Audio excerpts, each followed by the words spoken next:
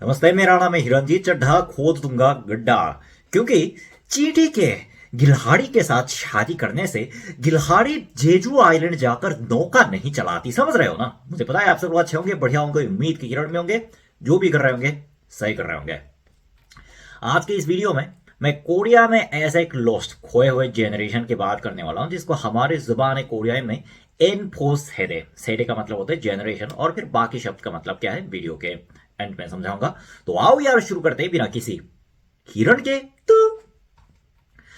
देखो, आजकल आप दुनिया के किसी भी देश के न्यूज चैनल को खोल के देख लो, चाहे अपने देश के देख लो, कोरिया का देख लो, इवन यूएस के भी देख लो, मतलब यूएस को छोड़ के आजकल दुनिया के किसी भी देश में अपने देश के इकोनॉमी को लेकर कुछ सकारात्मक बातें बोलने वाली खबरें हमें बहुत ही मुश्किल से, ना के बराबर, शायद ही कभी देखने को मिलती है। और ऐसे में आजकल कोरिया के ऐसे लॉस्ट जनरेशन की कहानी यूट्यूब के माध्यम से पूरी दुनिया में वायरल हो रही है। इसको हमारी भाषा में एनफोसेरे यानी एन गिव अप जनरेशन बोलते हैं। एन का मतलब होता है हिंदी में अनगिनत, फो का मतलब हो गया, यह हमारे भाषा के एक शब्द है जिसका मीनिंग होता है गिव अप यानी सब कुछ छोड़ दिया, और सेदे का मतलब होता है जनरेशन, जिसका तात्पर्य सीधे ये निकलता है कि एक ऐसा जनरेशन जिसने अपने लाइफ में सपना, लक्ष्य, गोल, मकसद, जीने के तात्पर्य, नौकरी पाने की तलाशी, महत्वाकांक्षा, यानी चाहे कितने भी अच्छे शब्दों में इसको झाड़ने की कोशिश ना करो, लेकिन वो सब छोड़ने वाले जनरेशन को हम एनपो जनरेशन के रूप में संदर्भित करते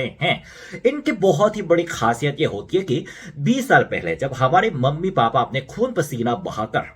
बहुत ही कम अर्थव्यवस्था ढांचे में, यानी बहुत ही कम पैसों में, बहुत ही कम सैलरी में, और तब काम करने का समय भी हमारे से ज्यादा हुआ करता था, ऐसे में जब अपनी घिस घिस कर अपने परिवार को पालने के लिए, अपने बच्चे को पालने के लिए, और फिर इस समाज में, हमारे देश की राजधानी में या इवन राजधानी के आसपास अपने घर को बसाने के लिए, परिवार को बसाने के लिए उन्होंने जो मेहनत की, और फिर उस मेहनत के हिसाब से समाज की तरफ से उनको जो उम्मीदें, यानी उनके ऊपर जो महत्वाकांक्षा दी जाती थी, यानी कि इस उम्र में तुमको ये करना चाहिए, अच्छे यूनिवर्सिटी से ग्रेजुएट करना चाहिए, और इस उम्र में तुमको ऐसी ऐसी कंपनी में नौकरी मिल जानी चाहिए, और फिर ऐसी ऐसी कंपनी में नौकरी मिलने के बाद इस उम्र तक तुम्हारे पास अपना घर होना चाहिए, तुम्हारी बीवी होना चाहिए, और फिर इस उम्र तक तुम्हारे पास बच्चा होना चाहिए, और बच्चे के साथ साथ तुम्हारे पास ऐसी गाड़ी होनी चाहिए, और जब बुढ़ापे के बाद तुम्हारे रिटायरमेंट की एज आ जाए तब तुम्हारे पास इतने का पेंशन होना चाहिए। यानी इस तरह के सारे जो मानक, जो कि एक समाज में रहने वाले युवा, चाहे आप लड़का हो लड़की हो, उनके ऊपर थोप दिया जाता है, उनसे सब कुछ इनकार करने वाले जनरेशन को हम इस नाम से संदर्भित करते हैं। यानी उनकी सबसे बड़ी खासियत तो यह कह सकते हैं कि ना नौकरी पाने के लिए ये लोग तत्पर रहते हैं, ना घर खरीदने का सपना तो वो लोग ऑलरेडी छोड़ चुके हैं, और इवन कई लोग तो ग्रेजुएशन के बाद कई सालों तक अपनी नौकरी की तलाश किए बिना घर पे अपने मम्मी पापा के अर्थव्यवस्था पर डिपेंडेंट रहते हैं, अपने रूम के अंदर रहते हैं, सिर्फ इंटरनेट के अंदर, यूट्यूब के अंदर, टिकटॉक, इंस्टाग्राम, इस तरह के ऑनलाइन समुदाय के अंदर घुसे रहते हैं, और फिर दूसरे हमारे जैसे लोगों की कहानियों को देखते देखते वो लोग कंपेयर करते हैं कि मेरी स्थिति तो एटलीस्ट उनसे ज्यादा बेहतर है। जाहिर सी बात है कि जब वो लोग बाहर ही नहीं निकलेंगे तो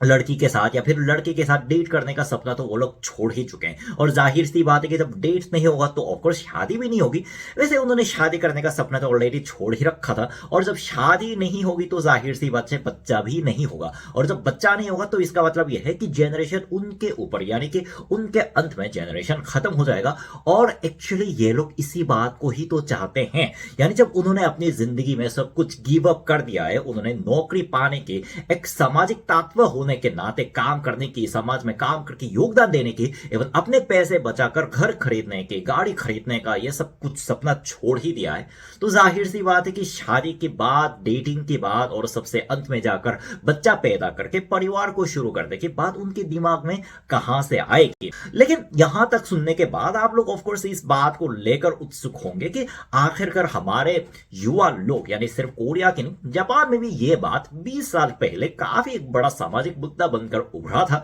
और जो कि अभी हमारे देश दक्षिण कोरिया और पड़ोसी देश चाइना, और फिर दुनिया के सबसे बड़ी अर्थव्यवस्था रखने वाले देश अमेरिका में भी उनको डूमर के नाम से कहा जाता है। उन देशों की एग्जैक्ट स्थिति क्या है, उन देशों की सूरत हाल क्या है, वहां पे ऐसे युवाओं पर क्या मार पड़ रही है, यह तो इतना नहीं जानता मुझे, बट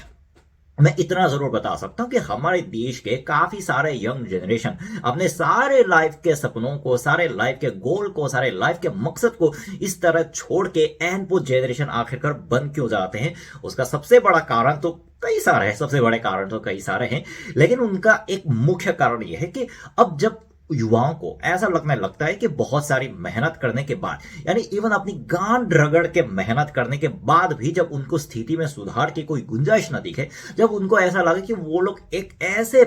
गहरे सुरंग के अंदर से गुजर रहे हैं जिसका कोई निकास नहीं है, तो जाहिर सी बात है कि ऐसे में लोग मेहनत करने के बजाय बिस्तर पे लेटने को ज्यादा प्राथमिकता देते हैं। देखो, बात यह है कि हमारे मम्मी पापा के जमाने में अर्थव्यवस्था उससे भी ज्यादा खराब थी, और अगर आप बात करें कि अर्थव्यवस्था के कोरिया की अभी इतनी खराब है, तो देखो कुछ हद तक तो खराब है, लेकिन मैं इतना बता सकता हूं कि मम्मी पापा के जमाने से तो काफी ज्यादा उसमें सुधार आया है। काम करने के टाइम भी कम हो गया है, इवन कामकाजी के माहौल भी काफी सही हुए हैं। लेकिन मम्मी पापा के जमाने और फिर हमारे जमाने में सबसे बड़ा अंतर यह है कि उस टाइम इकोनॉमी बहुत तेजी से ग्रो कर रहा था, और फिर लोगों की सैलरी भी उनके साथ साथ ग्रो कर रही थी। और उस वक्त समाज का माहौल ऐसा था कि अगर आप थोड़ा सा, भले अभी उनको बहुत बड़ी परेशानी हो रही हो, अभी उनको एकदम घिस मेहनत करनी क्यों ना पड़े, लेकिन अगर मैं अभी मेहनत करूंगा तो 2-3 साल बाद मैं अपने पैसों से अपनी बीवी को पाल सकूंगा, अपने घर बसा सकूंगा, और फिर अपने बच्चे को पाल सकूंगा, और फिर मेरे पास एक शानदार गाड़ी भी आएगी। इस तरह के लोगों की उम्मीदें थी, क्योंकि तब घर की कीमत ऐसी हुआ करती थी कि आप नॉर्मल बंदा, मतलब सियोल या फिर कोरिया के दूसरे शहर में काम करने वाला कोई कामकाजी बंदा अपने सैलरी को 2-3 साल तक अच्छे से जमा कर ले तो घर आसानी से आ जाता था, जो कि आजकल कोरिया में एकदम कल्पनीय, असंभव, अप्रत्याशित बात बन चुकी है। और यह बात बाकी किसी से ज्यादा हमारे युवा इस बात को जानते हैं कि वो लोग चाहे हमारे राजधानी सियोल के ऑफिस में कितनी भी बड़ी सैलरी, कितना भी ज्यादा काम क्यों ना कर लें, हमारे राजधानी तो छोड़ो, राजधानी के आसपास एक छोटा सा घर ढूंढना भी, घर को खरीदना भी उनके लिए बहुत ही ज्यादा मुश्किल हो गया है। क्योंकि आजकल जब रेंट इतना ज्यादा बढ़ रहा है, और फिर बहुत सारे लोगों का होम टाउन मैक्सिमम राजधानी सियोल या फिर उसके आसपास नहीं होता, और जाहिर सी बात है कि जब आप लोगों ने भी देखा होगा कि बिहार यूपी से बहुत सारे लोग काम के तलाश में दिल्ली मुंबई क्यों चले जाते हैं, क्योंकि बहुत सारी कंपनियां वहीं पे इकट्ठी है, वहां पे पैसे देने वाली कंपनियां ज्यादा मौजूद है। ठीक वैसे ही जैसे हमारे साउथ कोरिया में राजधानी सियोल में बातें हो रही है, और अपनी बड़े बड़ी डिग्री को लेकर जब वो लोग नौकरी की तलाश में सियोल आते हैं तो सबसे पहले उनको क्या देखने को मिलता है,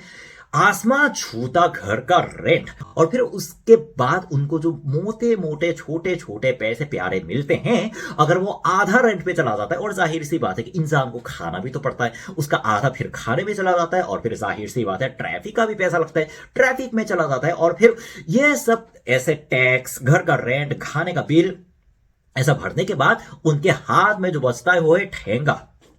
मेरी बात नहीं, कोरिया में बहुत सारे जो गांव से पलायन करके हमारे राजधानी सियोल नौकरी तलाश करने आए हैं, उनके मैक्सिमम यही कहानी है। यही बात है कि ऐसे बढ़ती महंगाई के दौर में उनके लिए पैसे एक तो इकट्ठा करना बहुत मुश्किल हो जाता है, और उन्होंने जैसे तैसे करके बहुत ज्यादा सैलरी लेने वाली कंपनी में जाकर किसी भी तरह से अपनी सैलरी को इकट्ठा तो कर लिया, लेकिन फिर भी हमारे सरकार के आंकड़ों के अनुसार आंकड़े ये कहते हैं कि हमारी राजधानी सियोल में एक इंसान के रहने लायक अपार्टमेंट को खरीदने के लिए आपको अपनी सैलरी को बिना खर्च किए लगभग 10 से 15 साल तो जमा करना पड़ेगा, तभी जाके आपको राजधानी सियोल में घर मिलेगा। आजकल ये बात न्यूज में इतनी ज्यादा वायरल हो रही है कि सारे के सारे युवा इस बात से अवगत है कि भाई मैं चाहे कितना भी काम क्यों ना कर लूं, मेरे को लड़की मिलने से रही, जो कि मेरी हालत है, मेरे को घर मिलने से रहा, इस सैलरी पे काम करने से ज्यादा मैं कुछ करूं ही ना। इस तरह से सोचकर बहुत सारे लोग अपने सपनों को, अपने लाइफ के गोल को, घर लेने के सपने को, शादी करने के सपने को, अपने लाइफ के उन्हें बचपन में जो सारे जितने भी सपने देखे होंगे उनको गिव अप कर देते हैं, और फिर बस ऐसे ही अपने रूम में लेटकर अपने मम्मी पापा के साथ, मम्मी पापा के पैसों पे डिपेंडेंट रहते हैं, या फिर अपने खर्चे को जितना हो सके उतना कम करके वो लोग बिना काम के, इवन दिहाड़ी मजदूरी करके अपने जिंदगी को जैसे तैसे करके गुजारा कर लेते, जो कि हमारे हमारे देश की काफी दुख की बात है। लेकिन ऐसा लगता है कि यह सिर्फ आजकल हमारे देश की नहीं बल्कि दुनिया भर में सारे विकसित देशों के और विकासशील विकास के अधीन देशों की भी एक ही कहानी है भाई। देखकर बहुत बुरा लगता है, लेकिन मैं उनको दोष दे भी नहीं सकता क्योंकि ये एक तरफ से सरकार का रोल है कि महंगाई कर, अगर घर की दाम, घर की कीमतें इतने ज्यादा बढ़ रही है तो उस पर थोड़ा रोक लगाने का। लेकिन जिनके पास ऑलरेडी घर है उनके विरोध की वजह से सरकार इसके खिलाफ कोई ठोस कदम उठा नहीं रही है, जिसकी वजह से घर का दाम दिन ब दिन आसमान छूता जा रहा है। और फिर लोगों की उम्मीदें, खास करके जिन युवाओं को मेहनत से अपने समाज में कुछ योगदान देने की जरूरत है, वो दिन ब दिन अपने आप को कमजोर समझ के हार मानते जा रहे हैं। तो बस यार, आज के वीडियो में इतना ही। उम्मीद करता हूं आप लोगों को इस वीडियो के माध्यम से एक नई जानकारी सीखने को मिल गई होगी। मैं वापस आऊंगा और मजेदार वीडियो के साथ। तब तक क्या करना है, सावधान रहो, सुरक्षित रहो, सीखे को सबक सबको। जय हिंदुस्तान, जय साउथ कोरिया।